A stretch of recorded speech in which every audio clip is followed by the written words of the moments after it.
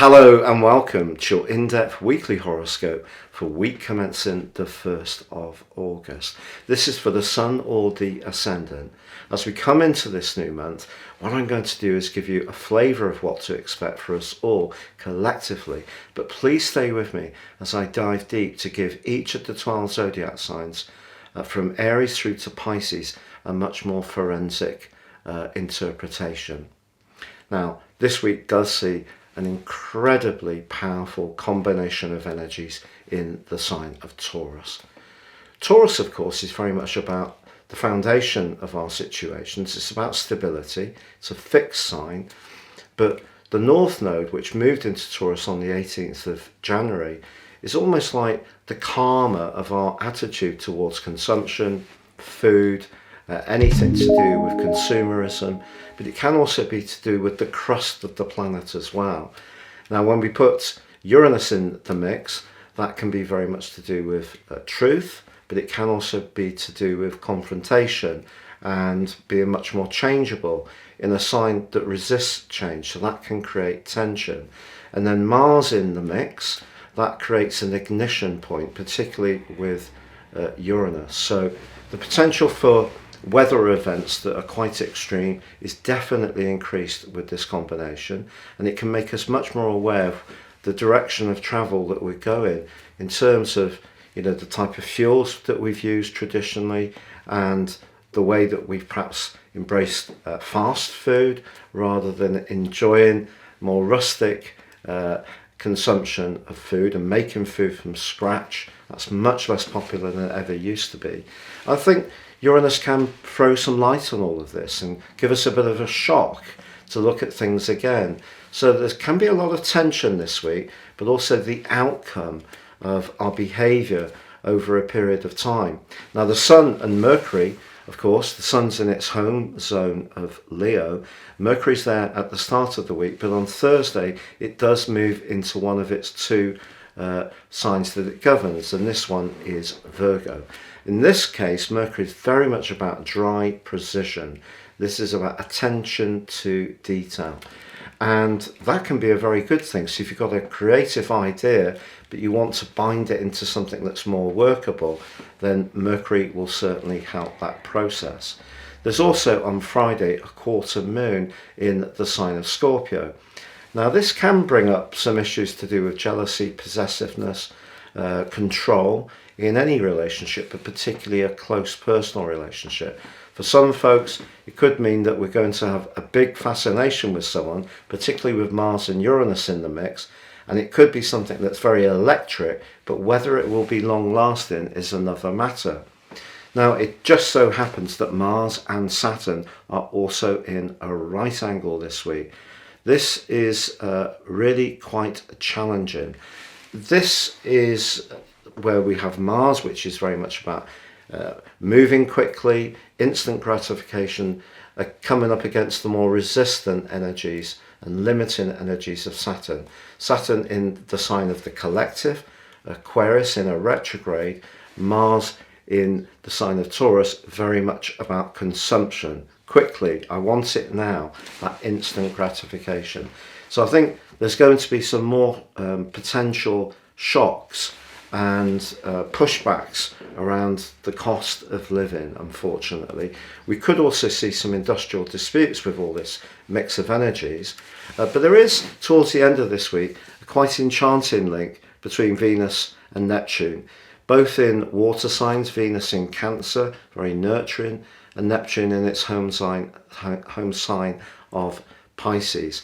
If you are lucky enough to have that electric connection to someone, but there is also some more spiritual or emotional connection beyond the physical plane, then this could be a really exciting opportunity.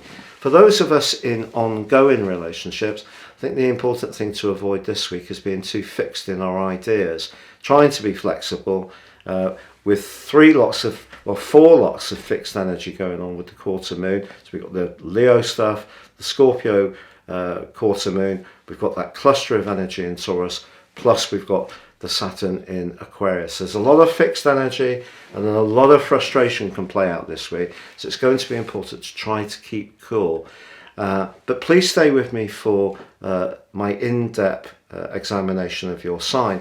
But if you would like to ascend above zodiac astrology and understand more about your personal astrology, if you give me 3 pieces of personal birth data in terms of your time, date and place of birth, I can give you a roadmap that can guide you for the rest of your life. But beyond that, also in my 30% off special offer package, a 12-month personal horoscope. No 2 charts are ever the same. They're completely individually produced for the person that provides that data. And if you'd like to take advantage of that, please see the link below. Finally, crash through the 100,000 subs mark. We're pretty well nearly at the 101,000 mark, may even be through it by the time you watch this. But if you've yet to subscribe to my channel, I'd be honoured if you did so now. If you have done already, thank you so much. So Libra, your week commencing the 1st of August forecast continues to see the sun pushing you to interact with others, to think about your long-term future, and where possible network and collaborate. Now that's all very Aquarius energy, but in the sign of Taurus, of course, we have that mega climatical conjunction between the North Node, Mars and Uranus, which starts off this week, and they're pretty close together for the rest of the week. And that's very much about the potential for things to change in your immediate situation in quite a profound way. But it could be that those changes are all linked to the vision you have for that longer term plan. It's just finding the balance in your resources this week, because the quarter moon on Friday is about your everyday resources, and the cluster of energy in Taurus is about longer term money, but also that you share with others. So anything to do with legacies, inheritances, insurances, property matters, business, can really come sharply into focus with the Taurus energy. But the Sun and initially Mercury are in a very idealistic area, and you may need to balance the reality of some of those more prosaic financial realities with what you're really wanting. Also, with Mercury moving into a more sheltered location later this week on Thursday, it's not the amount of friends we have, you know that, it's the quality. And I think Mercury's asking you to think about the sincerity of some people that are involved in your world. But there is a great chance professionally at the moment to use that natural diplomacy. I mentioned this last time. It's coming through your ruler in the 10th house. It's urging you to raise your profile, but it forges quite a mystical link to Neptune later in the week. And there could be an opportunity that comes up that might not just be about, the practicalities. It might not just be about the package, the money. It may be that you have some kind of connection which you find inspiring. But in a romantic situation, if things have been a bit difficult and tense, and you don't necessarily see that your future lies with a particular person, Mars's square with Saturn can really make you all too aware of the limitations of your situation. But if you're single, I think that electric energy in Taurus could call out to you in some kind of very intense, mesmeric way. There could be someone you encounter who is electric energy, proves to be quite irresistible, but whether they'd really be good for you or not is another matter. But whether you can resist them is also another matter.